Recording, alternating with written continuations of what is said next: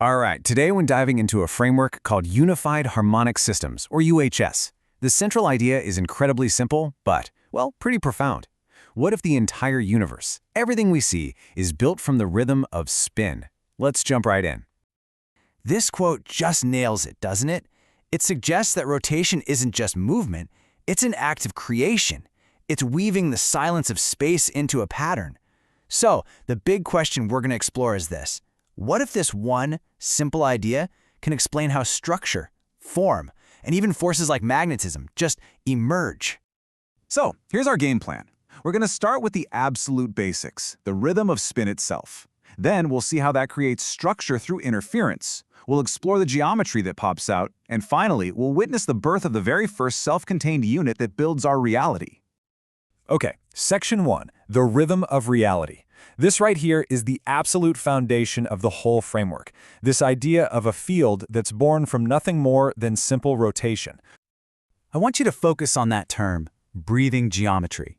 In UHS, a field isn't some static, invisible grid. No, it's dynamic.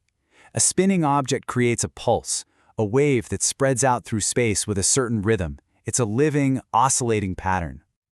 Now, to make this idea a little more solid, think about this. If you spin some honey on a spoon, what happens? That centrifugal tension stretches it out into a ring, right? Well, in USS, the exact same principle applies, but it's the fabric of the field itself that's being curved by the tension of that rotation. This isn't just a nice little metaphor, it's the core mechanic of the whole system. On to Section 2, from ripples to shells. So, if one spin creates a ripple, what happens when you have more than one? This is where things get really interesting. This is where rhythm becomes actual structure, and it's all thanks to interference. You know this intuitively. Think about tossing two stones into a still pond. Where those ripples cross, you get this beautiful, complex pattern of peaks and valleys. In UHS, those ripples are the oscillations in the harmonic field, and their interference patterns, well, those are the first blueprints for physical structure. And here's the crucial part. This interference isn't just random chaos. Not at all. It follows two super simple rules. When wave crests line up with other crests, that's constructive interference. They amplify each other. They create these stable little pockets of high density. That's where matter can begin to form. But when a crest meets a trough, that's destructive interference. They cancel each other out completely, creating lines of perfect stillness. And these voids are just as important because they're what define the boundaries and the space between things. Now take those quiet, still lines from our pond analogy and imagine them in 3 dimensions. What you get are what UHS calls harmonic shells. Think of them like these invisible spherical boundaries. They're surfaces of perfect equilibrium, where all the pushing and pulling forces of the field just cancel each other out. These shells are basically the first rules of the universe, dictating where things can exist stably and where they just can't. And you know, this whole idea of balance between an inward pull and an outward push, it's everywhere. A guitar string's tension is balanced by air pressure. A bubble's surface tension is balanced by the air trapped inside. For one of these harmonic shells, the inward pull from the field's curvature is perfectly balanced by the outward push of the wave's own momentum, what's called its phase drift. It's the same dynamic, just playing out on a fundamental level.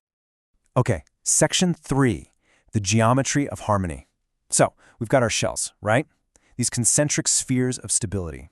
But nature isn't just a bunch of empty spheres. So how do we get from these simple shells to the complex crystalline geometries we see all around us? Well, the first part of the answer is that the shells tell us where stable points can even exist. They're kind of like the tracks on a record. They define the very specific distances from a spinning center where energy can settle down without being ripped apart. They set the spacing, the fundamental measurement for any structure that wants to form. But see, the tracks alone don't make the music, right? The second piece of the puzzle, and this is crucial, is phase. Phase is all about timing. Are the points on these shells vibrating together, or are they out of sync? It's that phase relationship that acts like a set of instructions telling these potential points how to connect to their neighbors. This is what turns rings of possibility into an ordered grid. And when you let these simple rules of where and how play out, something amazing happens. Specific, predictable geometries just emerge from the interference. If you have three dominant fields interacting, their stable points tend to arrange themselves in hexagonal patterns. Got four fields, you get cubic structures. And if you have a more complex mix where no single rhythm is in charge, you get these beautiful, non-repeating patterns called quasi-crystals. It's pure order emerging directly from vibration. So this brings us to a really critical point. Section 4. The birth of polarity. We've seen how ripples can create these intricate patterns, but how does a field stop expanding forever and actually contain itself to form a stable individual object? I mean, this is the big question, isn't it?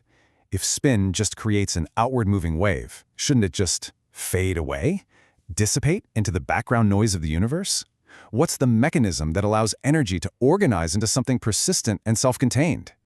The answer is the toroid. You probably know it better as a donut shape. And it turns out this is the universe's most elegant solution. When the conditions are just right, that outward rippling wave, guided by its own curvature, loops all the way back around on itself. And if it arrives back at its starting point perfectly in phase, crest meeting crest, it creates a closed loop, a self-sustaining circuit of flowing energy.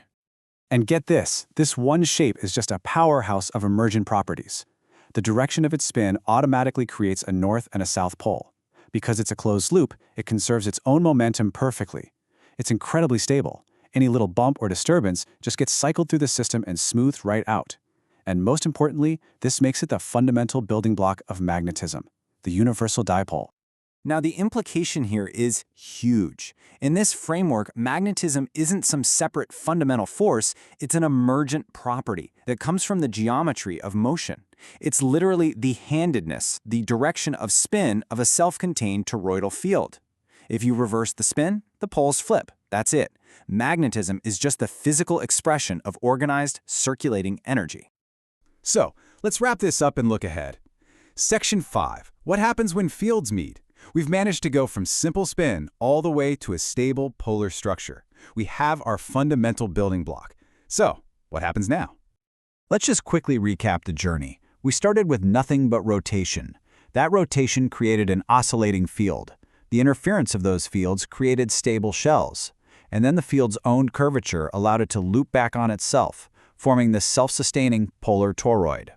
We have successfully built the fundamental atom of the harmonic universe. And that's where we're going to leave it. We've built one stable unit. But of course, nothing exists in a vacuum. So the big question, the one that sets up everything that comes next, is this. What happens when two of these stable toroidal fields meet? That's the story of coupling, of resonance. And that is the subject for our next explainer. Thanks for joining me.